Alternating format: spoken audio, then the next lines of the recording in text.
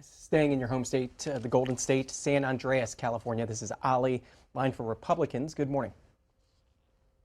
Hello there. Good morning. Good morning. Yeah, I live in McClintock's. He is my representative, and I do call his office a lot. Now, I've called Mr. McClintock. I've called your office, and I asked why you didn't want to impeach Mayorkas, and you guys told me that it would be dead in the Senate anyways, and then it would do no good because then you'd get a replacement and so forth. Well, that's one of the arguments. Hand, that's one of the arguments. But my principal concern is the precedent it sets by dumbing down the standard in the Constitution. I have written a paper about that. I hope they send it to you. Are you going to let me finish talking? Yeah, sure. Okay, thank you. Now, you said about Mayorkas it would be dead, blah, blah, blah, but yet at the same time, you put H.R. 2 up, which you knew would be dead in the Senate anyways.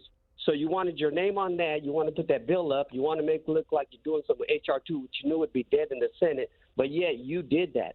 On the same argument, you will not impeach Mayorkas because you said, no, it's going to be replaced with somebody or it will be dead in the Senate. So you're wishy-washy. Got your point, Ali. Look, Go ahead, I view H.R. 2, which is the strongest border security bill that I think the Congress has passed in a century, as a blueprint for the next administration. We have laid out in great detail additional reforms that would make the abuse of our laws under a president like Biden much harder to do, and would make the enforcement of our laws by a president like Trump much easier to do. That's our job in the House, is to write good legislation. We send it over to the Senate, it's up to them. But my principal concern, as I've said, is that the impeachment resolution dramatically reduces the threshold for impeachments that will haunt our country for many, many years to come. This is something that the delegates at the Constitutional Convention debated in great detail, and they were concerned that if it wasn't very narrowly confined to treason, bribery, or other high crimes or misdemeanors, it would destroy the foundational architecture of our country, the separation of powers, which is the mechanism that's kept us free for nearly 2.5 centuries. Less than 10 minutes left with Congressman Tom McClintock of California. This is Ruben in Philadelphia, Democrat. Good morning. Good morning. How you doing, Representative McClintock? Good. I was just listening to the rhetoric that everybody used against the people coming across the borders about their rapists, their murderers, their criminals, and all this. And I'm like, isn't this the same rhetoric that they used in the middle of the last century, in the beginning of the last century, towards the Italians, the Irish, the Mexicans, and the Polands? And we try to lump, and look at how good these people turned out to be, and they are contributing to our society. And so to demonize these people the way you demonize the Irish, the Italians, and the Polish last century is the same thing you're doing now.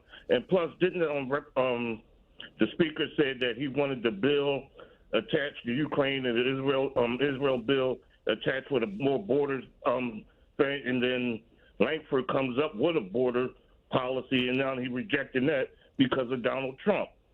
This isn't right.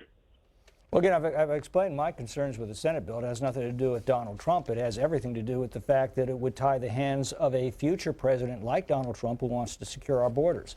But with respect to the first part of your question, you forget a very, very important distinction between the immigrants that came at the beginning of the 20th century and the illegal immigration we see today. The immigrants who came at the beginning of the 20th century all came in obeying our laws. They were all legal immigrants who came to our country because they wanted to raise their children as Americans, that they obeyed all of our laws, they waited patiently in line, they did everything our country's asked them to do. And lest we forget, there are millions of legal immigrants today who are coming to this country who are doing the same thing, obeying our laws, respecting our nation, and doing everything we ask of them. What we're talking about is something very new and very dangerous, and that is a mass illegal migration that in defiance of our laws. That is a very, very sharp distinction. In fact, the people I have found who are the angriest about the mass illegal migration that's taking place are the legal immigrants who are watching millions and millions of people cut in line in front of them. When migrants come across the border and claim asylum and make use of the asylum process, are they obeying our laws? No, they are not.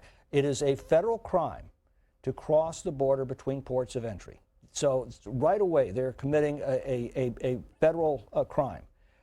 It's a felony if they have done it before, and this is a second offense.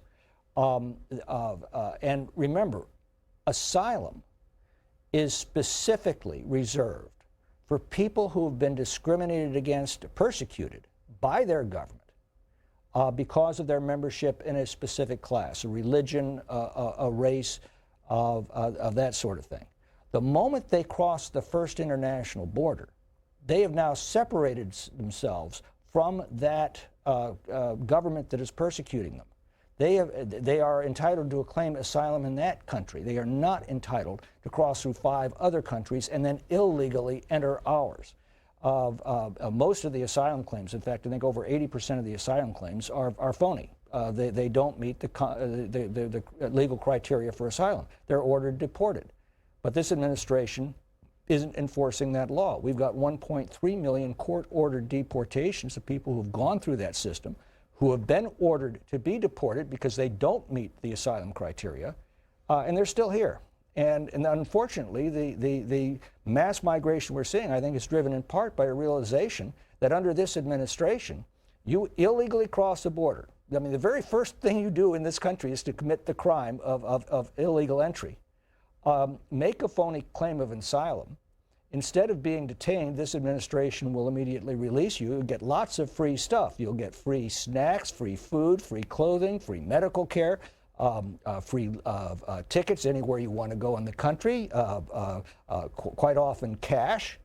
And then when your case comes up 5 or 6 years from now and you're ordered deported, that deportation order won't be enforced.